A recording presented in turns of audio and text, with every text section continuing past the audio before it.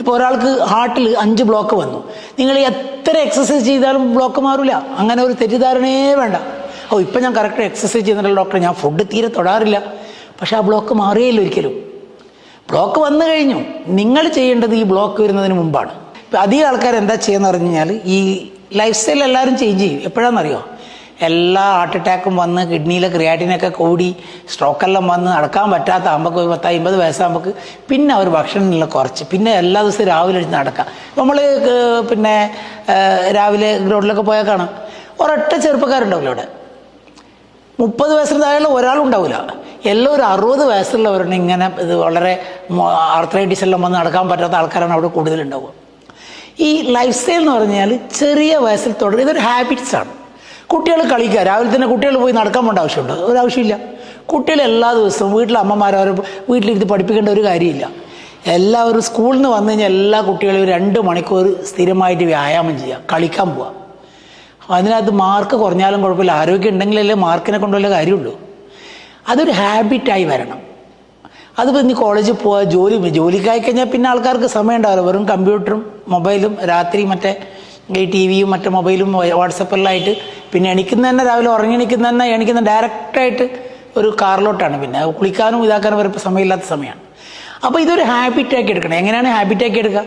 ഹാബിറ്റാക്കി എടുക്കുന്നത് രാവിലെ വർക്കിലേക്ക് പോകുന്നത് നടന്നിട്ട് പോകാൻ പറ്റും, സൈക്കിളിൽ പോകാൻ പറ്റും. കഴിയുന്നത് മാർക്കറ്റിൽ പോകുമ്പോഴൊക്കെ കാർ ഉപയോഗിക്കാണ്ട് ഭാര്യനെയും കൂട്ടി അല്ലെങ്കിൽ ഫാമിലിനെ കൂട്ടി അല്ലെങ്കിൽ ഫ്രണ്ട്സിനെ കൂട്ടി നടന്നു പോവുക.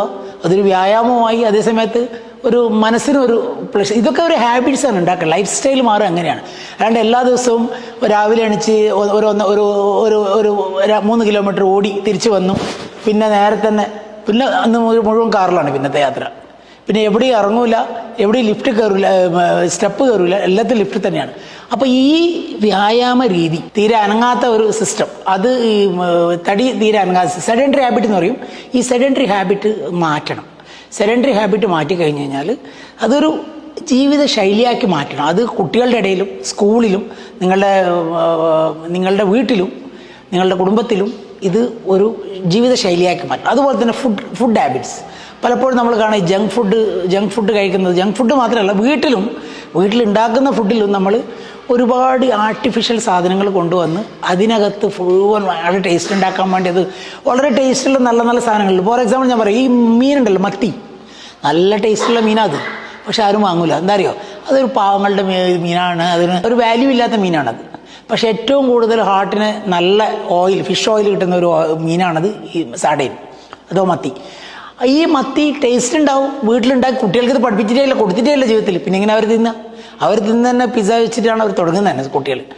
പിന്നെ കുട്ടികൾ കരയുമ്പോൾ കൊടുക്കുന്നത് തന്നെ മറ്റേ മൊബൈൽ ഒഴിച്ചിട്ട് അല്ലെങ്കിൽ മറ്റേ TV ഓൺ ചെയ്തിട്ട് അവർ 3-4 മണിക്കൂർ അവരെ ശല്യമില്ലാണ്ടാക്കാൻ വേണ്ടിയിട്ട് അമ്മമാർ കാണുന്ന ചെറിയ ചെപ്പടി വിദ്യകളാണ് ഇങ്ങനെ. അപ്പോൾ ഈ ചെറിയ കുട്ടികളെ തന്നെ ഇങ്ങനെയുള്ള ഇലക്ട്രോണിക് മാധ്യമങ്ങളും അതുപോലെ തന്നെ ജങ്ക് ഫുഡുകളും അതുപോലെ തന്നെ ഈ വ്യായാമങ്ങളൊക്കെ നമ്മൾ കറക്റ്റായിട്ട് നോക്കിയിട്ട് അവർ ട്രെയിൻ ചെയ്തെടുത്തു കഴിഞ്ഞാൽ അവർക്കത് പിൽക്കാലത്ത് അവർ വലുതാകുമ്പോൾ അസുഖം വന്നിട്ടല്ല ഇത് ചെയ്യേണ്ടത്. അസുഖം വന്നിട്ട് ചെയ്തതെന്ന് വെച്ച് കഴിഞ്ഞാൽ അത് ഒരു 100-10% അത് ഹെൽപ്പാവും.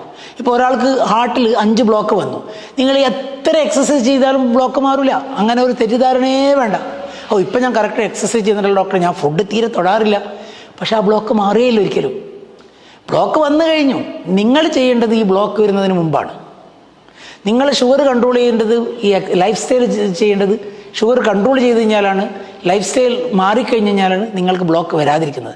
വന്നു കഴിഞ്ഞിട്ടല്ല ഇത് ചെയ്യേണ്ടത്. അപ്പോൾ എൻ്റെ ഒരു മെസ്സേജ് എന്താണെന്ന് പറഞ്ഞു കഴിഞ്ഞാൽ, ആഹാരം, അതുപോലെ തന്നെ അമിതവണ്ണം, അതുപോലെ തന്നെ എക്സസൈസ്, അതുപോലെ തന്നെ ടെൻഷനാണ് വേറൊരു, ഈ പ്രത്യേകിച്ച് ചെറുപ്പക്കാർക്ക് ജോലി സംബന്ധമായും അതുപോലെ തന്നെ ഫാമിലി സംബന്ധമായും അതുപോലെ തന്നെ വർക്ക് സംബന്ധമായുള്ള പല ടെൻഷനുകൾ ഉണ്ടാവും അവർക്ക്. അപ്പോൾ മാക്സിമം നമ്മൾ ഈ ഫ്രണ്ട്ഷിപ്പ് കൂട്ടാൻ നോക്കുക, കൂടുതൽ ആൾക്കാരെ ഹെൽപ്പ് ചെയ്യുക. ഇതൊരു പണ്ടൊക്കെ ഹെൽപ്പ് ചെയ്യുക എന്നുള്ള പറഞ്ഞാൽ ഒന്നുകിലും ഒരു മതപരമായോ അല്ലെങ്കിൽ വേറെ ചില എന്തെങ്കിലും സോഷ്യൽ സർവീസ് ചെയ്യുന്ന ആൾക്കാർ മാത്രമാണ് ചെയ്യുന്നത്. അതല്ല, ഇത് സ്വന്തം ആരോഗ്യം നന്നാക്കാനുള്ള ഒരു ചെറിയ വിദ്യ മാത്രമാണിത്. നിങ്ങൾ മറ്റുള്ളവരെ എത്ര ഹെൽപ്പ് ചെയ്യുന്നുള്ളൂ, മറ്റുള്ളവരുടെ ഹാപ്പിനെസ്സിൽ നിങ്ങൾ എത്ര ഹാപ്പിനെസ് കാണുന്നുവോ, അത് നിങ്ങളുടെ ആരോഗ്യത്തെ വളരെ വളരെ പോസിറ്റീവായിട്ട് ബാധിക്കും. ഇത് സ്റ്റഡീസാണ്, ഞാൻ അത് പറയുന്നതല്ല. ഇത് എത്രയോ പോസിറ്റീവ്. ഇപ്പോൾ ജപ്പാനിലൊക്കെ ഒരു വില്ലേജിലുള്ള ആൾക്കാർ 100 വയസ്സ് 120 വയസ്സ് വരെ ജീവിക്കുന്നതിൻ്റെ ഒരു രഹസ്യം എന്താണെന്ന് പറഞ്ഞു കഴിഞ്ഞാൽ ഒരു ഇൻ്റർ പേഴ്സണൽ റിലേഷൻഷിപ്പ്. ആരും ആരോടും അസൂയ, കുശുമ്പ്, പൗരവണിൽ അടി, പിടി, പക, വിദ്വേഷം അതൊന്നുമില്ല. ഒരു നല്ല ഒരു സമൂഹം. ആ സമൂഹത്തിൽ ആൾക്കാർക്ക് രോഗം കുറവാണ്, ആയുസ് കൂടുതലാണ്. ഇതൊക്കെയാണ് ലൈഫ് സ്റ്റൈൽ എന്ന് പറയുന്നത്. അല്ലാണ്ട് രാവിലെ അടിച്ച് ഓടുക മാത്രമല്ല ലൈഫ് സ്റ്റൈൽ. ഒരു തെങ്ങിൽ കയറുന്നവനാണ് ജോലിയെങ്കിൽ അവൻ എന്തിനാണ് ഓടുന്നത്? അവൻ അത് തന്നെയല്ല എക്സസൈസ്. അവൻ ഓടേണ്ട ആവശ്യമില്ല. അവൻ്റെ ലൈഫ് സ്റ്റൈൽ അവൻ ബീഡി അടിക്കാതിരിക്കുക, കള്ളു കുടിക്കാതിരിക്കുക, അതാണ് അവൻ്റെ ലൈഫ് സ്റ്റൈൽ. അതേസമയത്ത് ഒരു രാവിലെ ഓഫീസിൽ പോകുന്ന ഒരു ഡോക്ടറാണെങ്കിൽ അയാൾക്കൊരു പക്ഷേ ഇതിനൊന്നും സമയം കിട്ടിയെന്ന് വരില്ല, അയാൾക്ക് വളരെ ചുരുങ്ങി. അയാൾക്കാണെങ്കിൽ രാവിലെ പോയി എക്സസൈസ് ചെയ്തിട്ട് അല്ലെങ്കിൽ രാവിലെ 1 മണിക്കൂർ കളിക്കാൻ പോയാലായിരിക്കും അയാളുടെ ലൈഫ് സ്റ്റൈൽ. അപ്പോൾ ലൈഫ് സ്റ്റൈൽ ആൾക്കാരനുസരിച്ചിട്ട് മാറണം.